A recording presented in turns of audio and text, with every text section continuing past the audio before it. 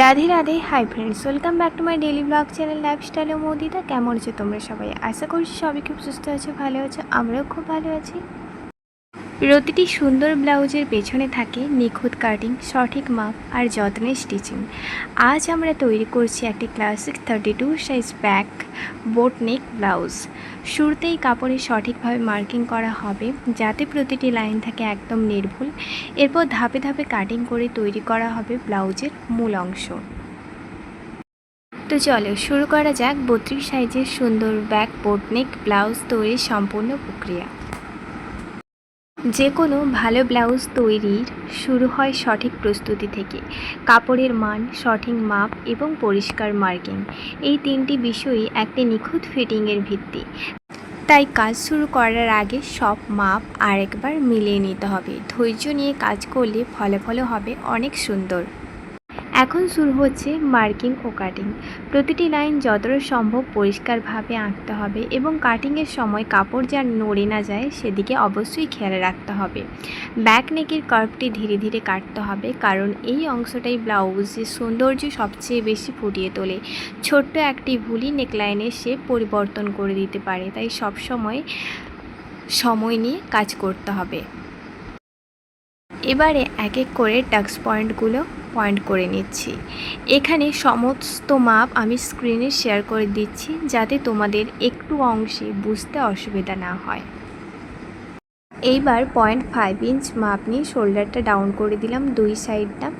আগের সাইডে করে নিয়েছি, এবার অপর সাইডেও করে নিচ্ছি সেমভাবে। এরপর আমি কাটিং করব। তো নেকলাইনটা কাটিং করার সময় যেই পজিশন অনুযায়ী মার্কিং করেছি তার ঠিক 1/2 ইঞ্চ ওপর থেকে কাটিংটা করলাম। এবার চলো স্টিচিং করার পালা। এবার ধাপে ধাপে স্টিচিং শুরু করা হবে। সেলাইয়ের সময় সমান দূরত্ব বজায় রাখতে হবে এবং প্রতিটি অংশ মিলিয়ে নিয়ে তারপরে সেলাই করতে হবে। পরিষ্কার সেলাই শুধু দেখতেই সুন্দর লাগে না, ব্লাউজের স্থায়িত্বও বাড়ায়। ধীরে ধীরে কাজ করলে ফিনিশিং অনেক বেশি প্রফেশনাল দেখায়। আজকের ভিডিওর সবচেয়ে আকর্ষণীয় অংশ ব্যাক বোট নেক ডিজাইন। এই নেক ডিজাইনটি খুবই ক্লাসিক এবং প্রায় সব ধরনের শাড়ির সাথেই মানিয়ে যায়। এর সরল কিন্তু পরিপাটি লুক ব্লাউজটিকে দেয় এক অন্যরকম সৌন্দর্য। সুন্দরভাবে ফিনিশিং করলে নেকলাইনের প্রতিটি কার্ভ আরও আকর্ষণীয় হয়ে ওঠে এবং পুরো ব্লাউজের লুক অনেক বেশি প্রিমিয়াম লাগে। এবার আমি টাক্স পয়েন্টগুলোকে সেলাই করব।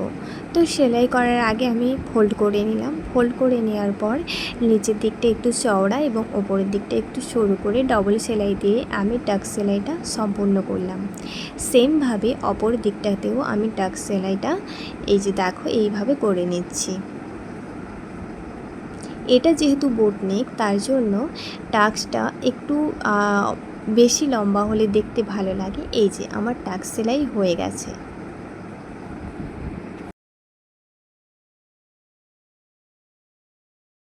এবার আমি ব্লাউজের শোল্ডার থেকে ব্লাউজের ওয়েস্টে একটা লেন্থের যে মাপটা থাকে সেই মাপটা আমি নিয়ে মার্ক করে নিলাম। এবার এখানে আমি কোমর পট্টি বসাবো।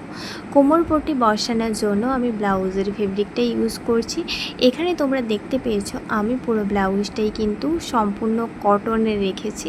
আর এটা হচ্ছে পিত্তি কালারের ব্লাউজের কালারটা, আর পুরোটাই হচ্ছে কটনের কাপড়, যেটা তোমরা অলরেডি দেখে নিয়েছো।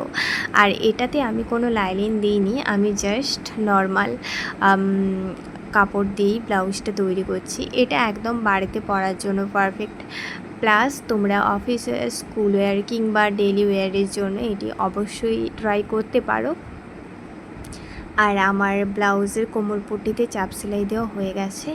এবারে আমি চাপ সেলাই কোমর পট্টিটাকে ভেতরের দিকে ঘুরিয়ে নেব। ঘুরিয়ে ডাবল ফোল্ড করে একদম মুড়ি বরাবর একটা সেলাই করে দেবো। সেলাই করে দিলে আমার কোমর পট্টি বসানোর কাজ একেবারে কমপ্লিট। আর এই কোমর পট্টিটা চওড়া আমি নিয়েছি 1.5 ইঞ্চির মতো, কারণ এটা একটু চওড়া মতনই হবে। তার জন্য তোমরা যদি শুরু করতে চাও কোমর পট্টিটা, তাহলে তোমরা 1 ইঞ্চের মতো মাপ নিয়ে কোমর পট্টিটা করে নিতে পারো।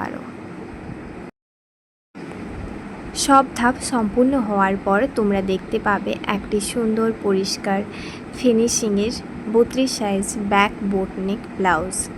সঠিক কাটিং, নিখুঁত স্টিচিং এবং যত্নশীল ফিনিশিং, এই তিনটি বিষয়ই একটি সাধারণ ব্লাউজকে অসাধারণ করে তোলে।